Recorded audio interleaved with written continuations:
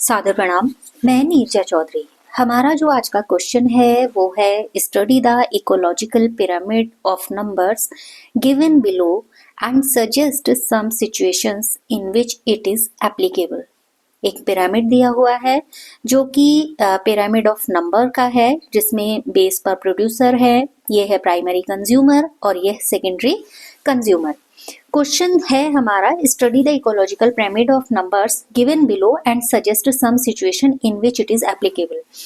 देखिए, ये जो पिरामिड हमें दिखाई दे रहा है, इस पिरामिड में जो सेकेंडरी कंज्यूमर होते हैं, मतलब किसी भी पिरामिड में या किसी भी फूड चेन की हम बात करें तो जो सेकेंडरी कंज्यूमर होते हैं वो सेकेंडरी कंज्यूमर डिपेंड होते हैं प्राइमरी कंज्यूमर के। अब रही बात, ये जो हमें यहाँ पर पिरामिड दिख रहा है, इसमें हमें जो प्राइमरी कंज्यूमर है वो सेकेंडरी कंज्यूमर से कम दिखाई दे रहे हैं, यानी कि कम है। या मैं कंपेयर करूं कि secondary consumer in the comparison of primary consumer ज्यादा है, ठीक है। तो ये कब होगा?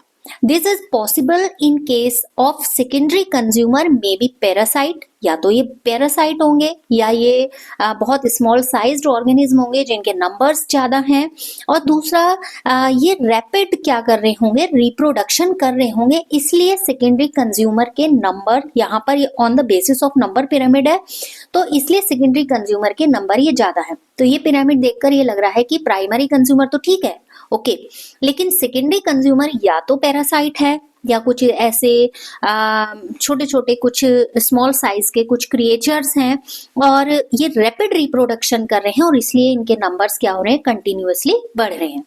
इसी का सेकंड पार्ट में क्वेश्चन दिया हुआ है, give 2 reasons why the percentage of energy transferred to the consumers generally get lowered as we move in a food chain from one trophic level to other।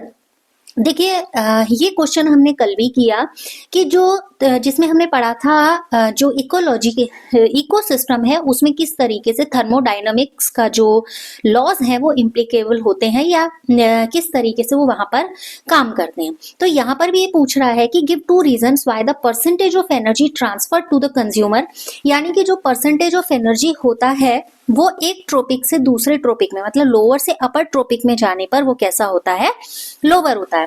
देखिए, जो एनर्जी फ्लो का एक rule चलता है वो है यहाँ पर 10% लॉ, ठीक है।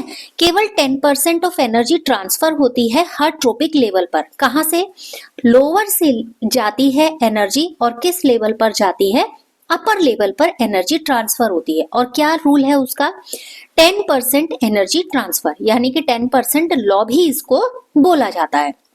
अब ये जो परसेंटेज ऑफ एनर्जी है ये ट्रांसफर कहाँ से हो रही है, लोअर से हो रही है। और जैसे जैसे हम फूड चेन में अपने ट्रोपिक लेवल को चेंज करके पढ़ते जाते हैं, चेंज ट्रोपिक लेवल देखते हैं, तो ये एक ट्रोपिक लेवल से दूसरे ट्रोपिक लेवल में एंटर करते जाती है, ठीक है। क्योंकि यहाँ पर ये जो 10% का रूल है, बाकी जो एनर्जी है कहाँ कहाँ वेस्ट होती है, वो एनर्जी वेस्ट हो रही है रिप्रोडक्शन में, वो एनर्जी वेस्ट हो रही है रेस्पिरेशन में, और साथ ही साथ वो एनर्जी वेस्ट हो रही है जो हार्ट बीट चल रही है उसमें, या जितनी भी लाइफ रिलेटेड एक्टिविटीज हो रही हैं उन सब में वो एनर्जी का यूज हो रहा है।